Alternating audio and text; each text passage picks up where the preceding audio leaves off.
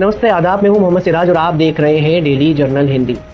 शहर में मदरसों को लेकर चल रहे माहौल को देखते हुए ऐसा लग रहा है कि अब रतलाम में मदरसों को और रतलाम को बदनाम करने की साजिश रची जा रही है। आखिर किसकी शिकायत पर बाल आयोग की सदस्य डॉक्टर निवेदिता शर्मा ने शहर के मदरसों का निरीक्षण किया? विपक्षी पार्टी के वरिष्ठ नेता द्वारा मदरसों पर खास तौर पर आयशा सिद्दीका मदरसे पर राजनीति कर इसे बंद करवाने की कोई साजिश रची जा रही है। जिस तरह खास तौर पर आयशा सिद्दीका मदरसे को टारगेट कर उसे बंद करवाने की साजिश की जा रही है, इससे तो यही पता चलता है कि कहीं इसमें राजनीतिक खेल शामिल है। बीते दिनों बाल संरक्षण आयोग की सदस्य डॉक्टर निवेदिता शर्मा ने रतलाम के मदरसों का निरीक्षण किया था, लेकिन वह साथ में मीडिया और प्रशासन के अमले को ले जाना भूल गई। इसके बाद निरीक्षण की पूरी जानकारी भोपाल जाकर नफरत फैलाने वाले न्यूज़ पोर्टल 5 जन्य को एक मदरसा आयशा सिद्दीका की जानकारी दी, जो भ्रमित कर रही है। इस मदरसे के भवन में मौजूद बड़े बड़े हॉल और कमरों को देखकर यह बात साबित हो ही नहीं सकती कि इसमें लड़कियों को ठूस ठूस कर रखा जाता है। राजनीतिक षड्यंत्र के खेल में हिंदू मुस्लिम करने वाले अपने हाथ साफ करने में जुट गए हैं।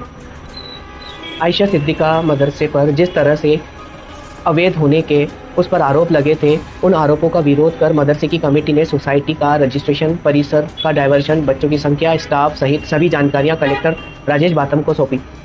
साथ ही सभी जानकारी बाल आयोग को भी भेजी गई। बहरहाल मंगलवार को खुद कलेक्टर राजेश बाथम ने आयशा सिद्दीका मदरसा पहुंचकर मदरसे की बाकी 47 लड़कियों के हुए स्कूल में दाखिले के बाद कलेक्टर ने लड़कियों से बातचीत कर उन्हें किताबें बांटी। इस दौरान ADM RS Mandloi, SDM Anil Bhana, शिक्षा विभाग के डामोर विवेक नागर, अशफाक कुरैशी सहित महिला बाल विकास की कर्मचारी भी मौजूद रही। स्कूल में दूसरी से लेकर 7वीं कक्षा तक की लड़कियों के दाखिले किए गए। देखिए, बाल आयोग की जो सदस्य आई थी तो उसका जो इंस्पेक्शन रिपोर्ट अभी हमको मिली नहीं है। बाकी जो बात आई थी कि यहाँ पर जो मदरसा में जो है मदरसा की जो लड़कियाँ हैं उनको जो है प्रॉपर स्कूल में भी एडमिशन किया जाना चाहिए था। तो जो स्कूल में एडमिशन की बात आई थी, क्योंकि जो शिक्षा का अधिकार अधिनियम है उसके तहत जो 6 साल से लेकर 14 साल के जो बच्चे हैं उनके लिए अनिवार्य शिक्षा का प्रावधान है। लेकिन चूँकि यहाँ पर इनको आधुनिक शिक्षा नहीं मिल पा रही थी, इसलिए उन्होंने इंडिकेट किया था। तो आज हमने मदरसा वालों से बात भी करी है और जितने बच्चियाँ जो स्कूल में एनरोल नहीं थी उन सबका एडमिशन यहाँ पे करवाया है।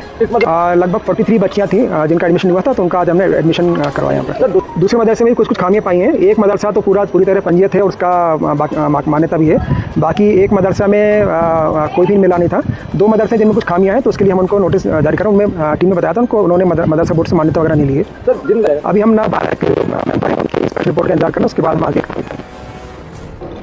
जी करवा दिया हमने। आज जैसे ही कलेक्टर साहब ने हमें कहा है, हमने उस बात को कर लिया फॉलो, बच्चों को एडमिशन करवा दिया और आइंदा भी इस तरह से रहेगा कंटिन्यू। अब बच्चियाँ सभी स्कूल में जाएगी पहले, उसके बाद मदरसे में कंटिन्यू। उनके पेरेंट ही नहीं चाहते थे, वो सिर्फ जो है दीनी तालीम ही चाह रहे थे। उन्होंने बोल दिया था हमें नहीं करवाना है। इसके बाद भी हमने उनके लिए वहाँ भी मदरसे में भी हिंदी इंग्लिश मैथ्स की व्यवस्था कर रखी थी, वो चाहते ही नहीं थे।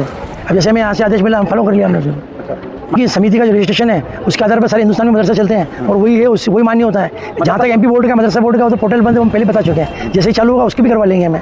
और वो असल में जिन लोगों को एड लेना होती है वो परमिशन लेते हैं, हमें एड लेना भी नहीं थी, इसलिए भी इससे पहले समिति ने इसलिए भी उसको वो करा था। लेकिन अब चूँकि 5 साल से तो बंद ही है, जैसे चालू होगी वो भी ले लेंगे हम।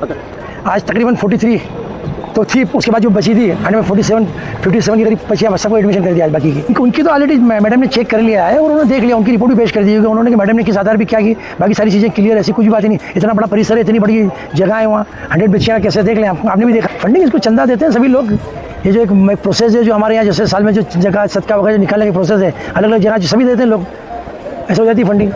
पर्टिकुलर जगह से नहीं है, पर्टिकुलर आदमी से नहीं होती है।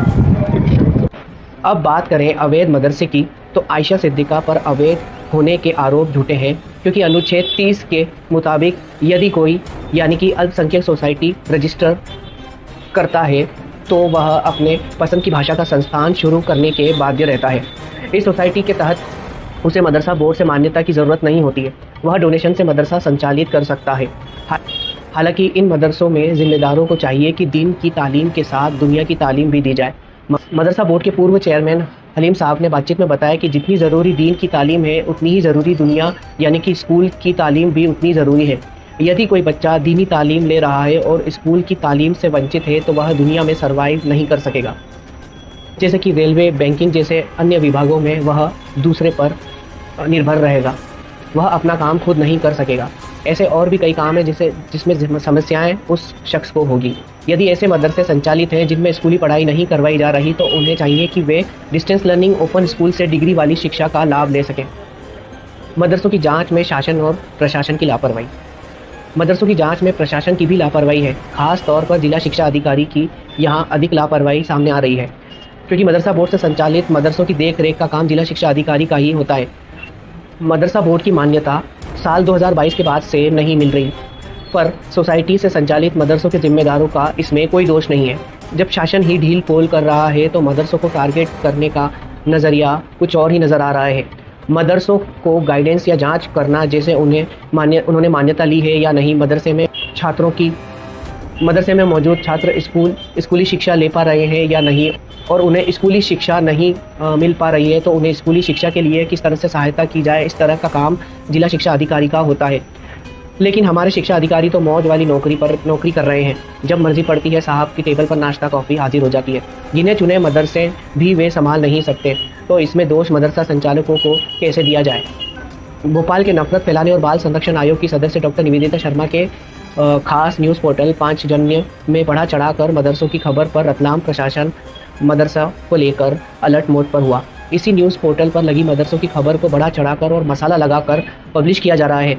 सोमवार को एसडीएम की टीम ने शहर के 3 मदरसों का निरीक्षण कर पंचनामा बनाया था। 3 में से रज़ाए मुस्तफ़ा मदरसे में खामियां नहीं मिली। उनकी मान्यता 2025 तक पाई गई। पहले हुए विरियाखेड़ी स्थित गुलशन फातिमा मदरसे के निरीक्षण में यहाँ पर सोसाइटी पंजीयन भी एक्सपायरी मिली और यहाँ मौजूद दीनी तालीम ले रही लड़कियाँ स्कूल भी नहीं जा पा रही थी। इस मदरसे में लापरवाही सामने आई थी, लेकिन इनकी मॉनिटरिंग करने का काम डीओ का है, जिसे वे कर नहीं पाए। महू रोड स्थित अरबिया शेरानिया मदरसे में भी कुल 80 विद्यार्थी हैं, जो राजस्थान, यूपी, बिहार की तरफ के छात्र दीनी तालीम हासिल कर रहे हैं।